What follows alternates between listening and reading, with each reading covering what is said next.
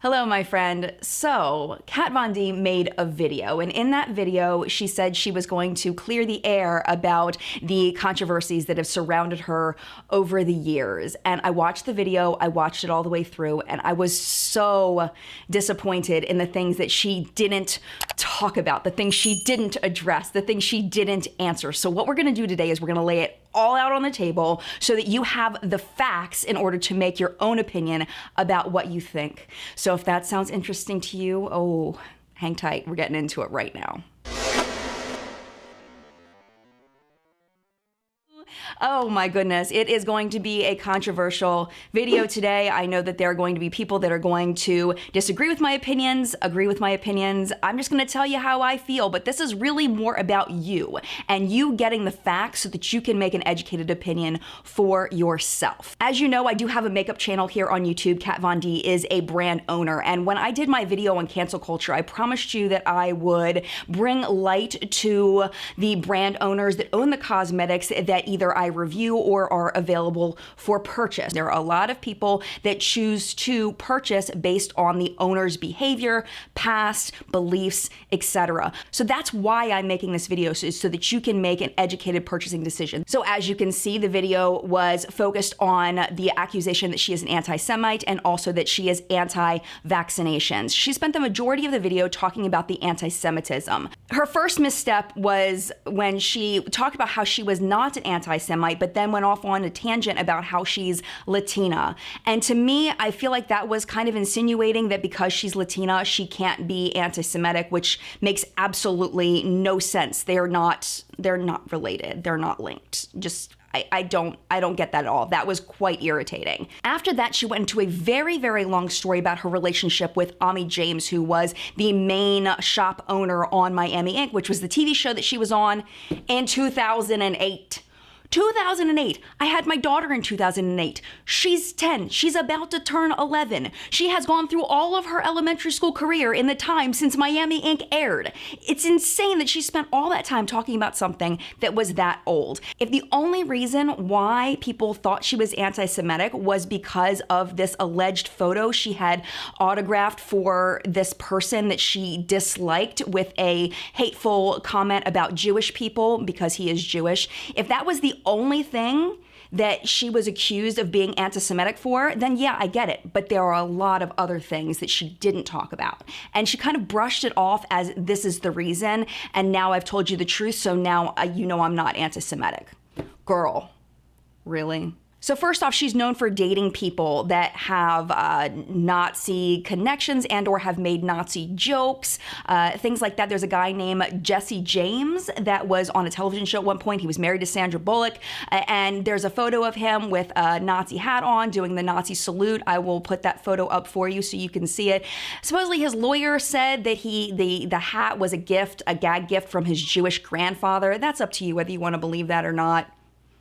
Will we ever really know? Probably not. The other link to that was that while he was married to Sandra Bullock, he allegedly had an affair with a model, and that model posed for a photo shoot that he was involved in full Nazi garb.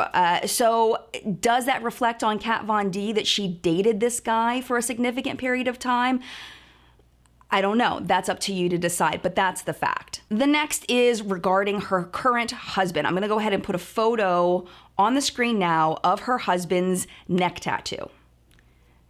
And if you're like me, this photo evokes emotion. But with further digging, this is a reverse swastika. This is a swastika that is supposed to mean good luck and prosperity. The Nazis stole the swastika symbol from the Buddhist and Hindu religions. Before the Nazis took it as their symbol for a racially pure state, it did have other meanings and continues to have other meanings today in Buddhism and Hinduism. In Germany and other European states, the symbol is banned. I'm not sure if the reverse symbol is banned, but the Nazi symbol is banned. And if you're caught violating that, you can actually be brought to criminal charges. But one thing that's really important to note about this man's particular tattoos is that he has the symbol in the middle. He also has what looks to be a Star of David on his right side and the Eye of Horus on the left.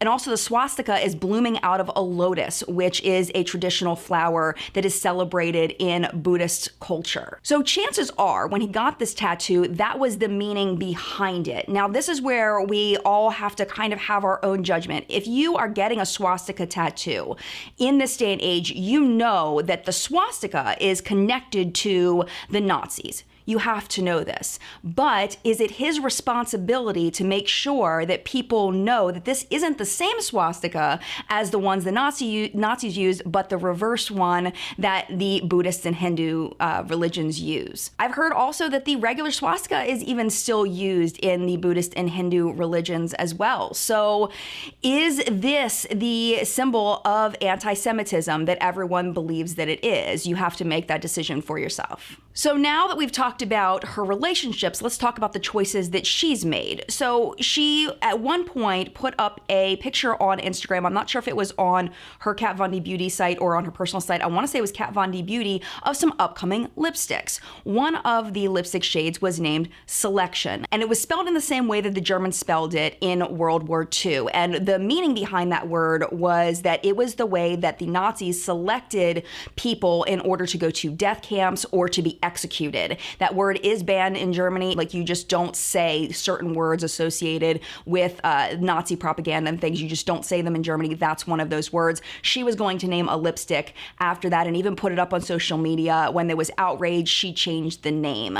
The other lipsticks in the shade were Melancholia, Lovesick, and Rosemary's Baby, which is about a movie about a lady that she thinks a cult's gonna take her baby. Like, I mean, it's just, there was no real reason why she would use that word unless it was used because it was the German word for the people chosen to be executed. So I don't know why she made that choice, but is this a hint to her being anti-Semitic? We don't know because the woman didn't address it. The last one I want to talk about is one that I feel like we need to kind of step back and look at and make sure we're looking at it objectively and then make our emotional decision based on that. So this is the image I want to show you. This is a picture of a cotton field with the Lock-It concealer over top of it. And what it says as the caption is, "Let Lock-It concealer do all the hard work for you."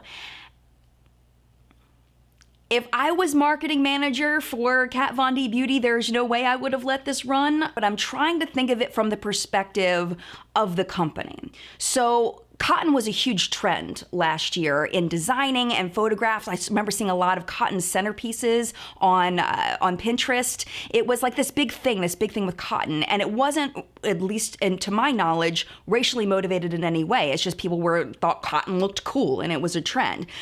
Where people seem to really be getting on this photo was the muscle arm that was after it, that she had used a deeper skinned muscle arm. If you're not from the United States, slaves were used to pick cotton in the United States during the slavery times, and using a deep skinned arm would definitely, to a lot of people, look extremely, extremely racist. Let's take a second and look at the emojis that are available for a muscle arm, the different skin tones. It looks to me like this is a medium skin toned arm.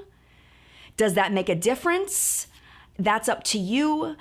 But I feel like she could have used a darker skin if she wanted to. Having that option and not using that option may give more weight to that she was playing off of the trend rather than racism. But it really is up to you to decide whether you feel like this post is racist or not. I just want to give you the facts so you can make your own decision. Another thing that people were upset with her about was a lipstick shade that she did name Underage Red. And that is very creepy to me, especially as a mother of a daughter. It's very creepy to think of. I mean, I know we have like NARS Orgasm and we have all these other, edgy Urban Decay and all these edgy names for different makeup products, but Underage Red, for a lot of people, I think crosses a line. And she didn't address that either. I don't know if she even thinks about that one anymore, but that one, for me, sits really weird with me. It's kind of like, ugh. So those are some things that she did not talk about. Let's talk about the second part and what she did talk about, kind of, which was the anti-vax thing. She comes out and says, "I'm not an anti-vaxxer." Okay, What are you, Kat? I'm so confused. So she says that what she is a new mom. She researches things, and I get that. Like, I'm the same way. You know, I like to research everything. So when I had my baby, I did the same thing. I did tons and tons of research on all kinds of stuff. I get that. I feel that. I'm with her, okay? But then she doesn't say that she has changed her opinion or anything. She just says, you know what? If I had known people were going to be so upset, I wouldn't have told you. What? She goes on to talk about how she's consulted with her pediatrician and she's letting her pediatrician advise her and how she's just not going to share that stuff anymore. At what point does that talk about her anti-vaccination stance? At what point does that clarify anything? No, it doesn't. It's like she opened a door and was like, oh, I'm going to give you some information. Wait, nope. I'm not going to tell you anything. Nope, nothing. I'm not going to tell you anything. I'm just going to say, you know what? It's none of your business now. Now you ruined it. Now I'm not going to share anything with you because...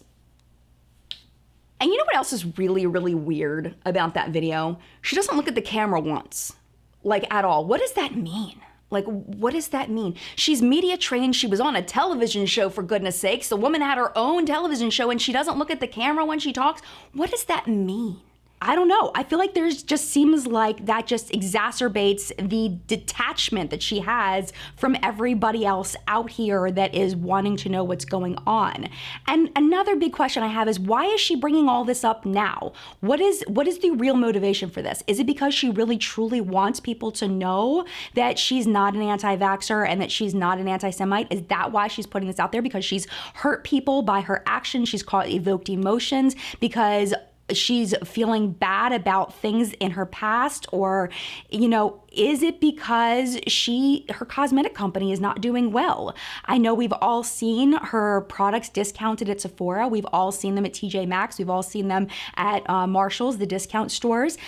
Is that why this video is coming out? Is it a softball thrown to try to appease people to save her beauty company? Is that what's happening now? Is it to save her reputation? Is it so she can continue her career? That right now, people are hard boycotting her. It was one of the most reviewed brands, one of the most respected brands on YouTube for a while and on Instagram. It was very, very popular due to the quality of the products. Well, not all the products, but a lot of the products. If you've seen anybody that has uploaded any Kat Von D content recently, you've seen people attack them, whether it's be on YouTube, whether it's on Instagram. Anybody that even dares to try a Kat Von D makeup product right now gets a lot of hate for it, for supporting Kat Von D. So was this video made to try to appease the masses? And did it work? I feel like it didn't. I feel like she may have appeased some people that maybe don't know all of the things I presented in this video, but I don't think that it was done well, and I don't think that a video like that is going to save her brand. I think that a lot more needs to be done. And in the end, to me, I feel like it made me lose even more respect for her, because it showed me that she is someone that is going to avoid the truth rather than just be like, look, this is what's happening. This is the way that it is. I'm just going to break down, be honest with you, tell you what's up. And she didn't do that. I feel like she kind of did the opposite of it, in that she's just trying to around the truth. At this point, it's got almost 1 million views. I'm sure it'll cross over 1 million views of something that says basically it's 11 minutes of nothing. And that's really why I wanted to make this video, was so that you could make purchasing decisions for Kat Von D Beauty, whether you want to support her as a person. I know that that's important to a lot of people. So now at this point, you know, it's your turn now. I would love to hear your thoughts about this in the comments. And I am just one human. Everybody has their own opinions about these kinds of things, and your opinion is something I am extremely interested in reading about. So don't forget to leave your comments down below. Let's try not to argue and yell at each other and name call each other if you disagree with somebody. Let's respect that everybody has a right to their own opinion and have a discussion rather than an argument. Thank you so much for watching. If you enjoyed the video, don't forget to hit the thumbs up button. It only takes you just a fraction of a second to do it, and it helps me so much. Also, if you feel like any of your friends would benefit from watching this video, you think they would enjoy it, don't forget to share it. And actually right now, the YouTube algorithm is recommending a video for you to watch right over there. So if that video looks interesting to you, go ahead and pop over to another one of my videos. I think you'll really like it. And if you're not already subscribed, subscribe before you go. Mad love to you, and I will see you in a video very, very soon. Bye!